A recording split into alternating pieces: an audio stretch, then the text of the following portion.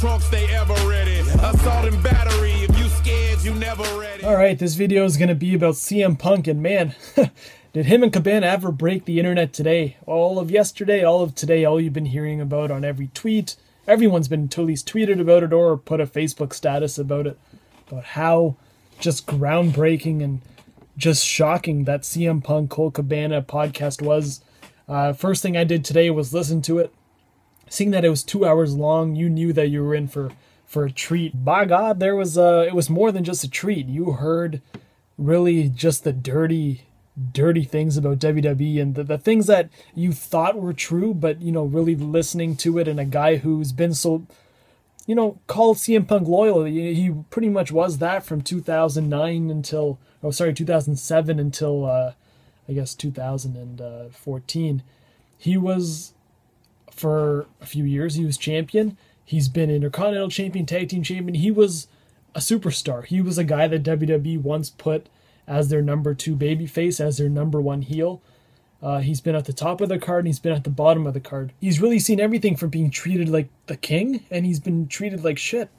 And he really went out there, and he started pretty much at the point where he dropped the pipe bomb promo. He talked about that a little bit, and just talked about how business decisions can really affect the way employees look at themselves as a company person, how he felt being in that company, and just how out of touch the owner of the company really is. And that was what the first few minutes of the podcast was about. Stories of how Vince McMahon is just out of touch with who the competition really is for WWE. He didn't want Punk walking out of Chael Sonnen out to the cage. It was in Chicago. I guess there was a UFC show. I wouldn't know. But there was a UFC show in Chicago, supposedly. Punk asked to walk out with Chael Sonnen. Vince McMahon said no because he thought someone would die in a cage. And he doesn't want WWE to be reflected as that, supporting death in a cage. But then you fast forward a few weeks later, and I watched this fight. It was Floyd Mayweather. And who was behind him? Not Justin Bieber, but Triple H. Just weeks after getting his arm, I think it was like a week after getting his arm broken by Brock Lesnar. Triple H is in there holding the belt and acting like he was the game, and he was behind Floyd Mayweather.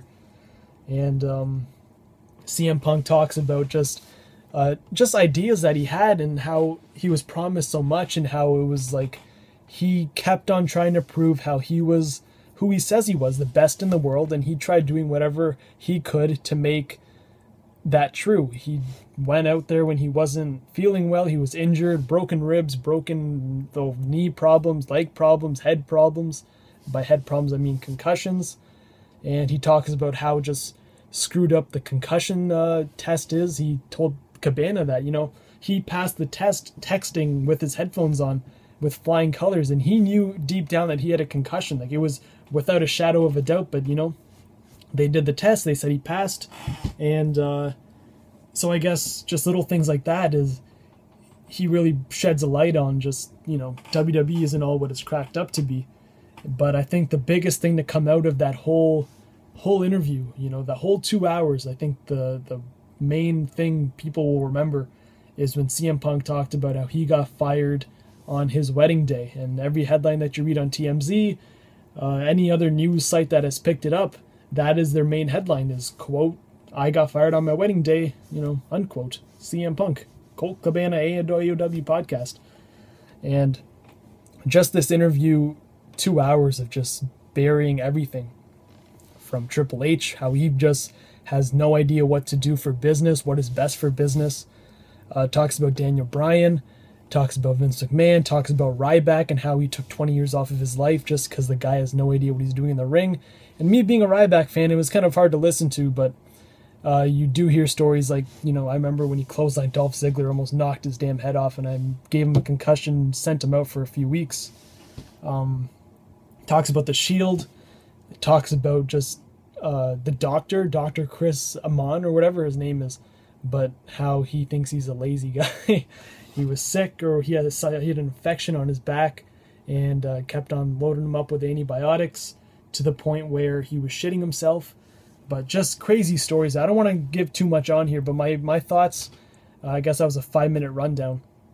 But my thoughts of it is CM Punk said what he had to say. He gave his side of the story to obviously make himself look good. And Colt Cabana was playing devil's advocate a little bit. He was shooting on the fans on how the Twitter tweets come in. But at the end of the day, Punk gave his side of the story. WWE has never came out publicly and gave their side.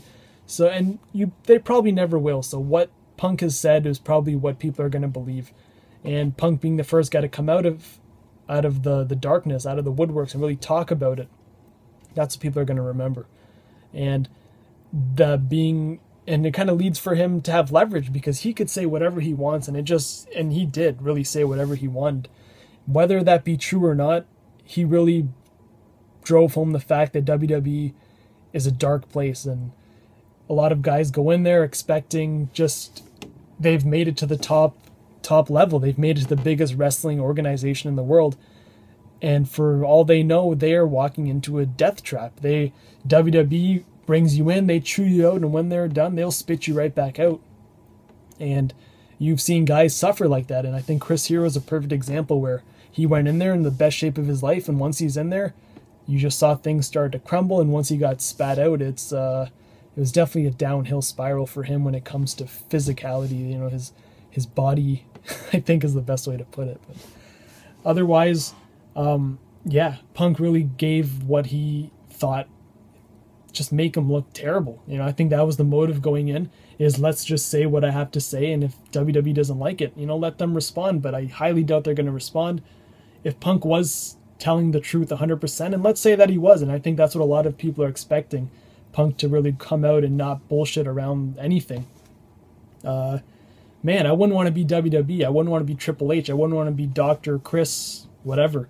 I wouldn't want to be Vince McMahon, because now all the questions are on them. All the microscopes, they're under the microscope now. Now it's kind of like, tell us more about this concussion test. Tell us more about this doctor you have. Tell us more about these sponsorship deals that you have. And that was another thing he was talking about with Brock Lesnar. Really clearing the air on a lot of rumors people had. Because me being one, it's like you've heard Punk wasn't happy because he wanted to face Triple H. You heard Punk wasn't happy because of his feud with Kane. You heard he was beat up. You heard he was this, that. And he said it's everything all but a little piece of it all. It wasn't one main reason. There were many reasons that he left. And he gave the whole story from beginning to end, where he walked into Vince's office and sat him down and said, this is what's wrong and this is why I'm leaving, and it's because of this guy. And he pointed right at Triple H and said Vince was crying, gave him a hug. But very, very in-depth, very detailed stories that Punk gave. And for a wrestling fan, it was something to really sit back, and it just makes you think that, man, we support something that kind of does this to their people. And it's been going on for years that wrestlers have said they want a union for the wrestlers, and even my parents have said, they hear about guys dying like Chris Benoit and Eddie Guerrero. If there was proper health care for these guys, you could have avoided a lot of this stuff. But that's a whole different story. But I highly suggest you guys listen to Punk's podcast. It's all over YouTube. You can download it on iTunes. But definitely worth the 2-hour listen. And that's it. I don't want to spoil too much on here, but that's my general thoughts overall above CM Punk, is just to sum it all up. What he said is what he said. Whether it's true or not, it's not for us to decide. Obviously, we have to kind of take what he has to say into consideration. Stuff we've heard before about Triple H kind of burying everyone. We've heard that before. Vince McMahon being out of touch, I think it shows in the product. But the doctor thing, a lot of the medical situations, the fact that WWE, everyone's scared to speak up, and if they do speak up, they're just punished by not getting put on shows or being put in different situations. We've all known this. We've seen this happen before. WWE doesn't like a guy like Cesaro. They think he's boring, but the fans love him. At the end of the day, it just matters what WWE thinks, and they'll bury the guy until us, the fans, stop caring. And once we stop caring, that chewing up and next step is just spitting them back out. So that's just the way of the jungle, the way the big machine works. So, but Punk was able to get out of the machine. He seems to be happy. He says that he's happy, that he's happiest that he's ever been, which is always a good thing. So good for him. And we'll see what questions people give next week. And I'll see you guys in the next video.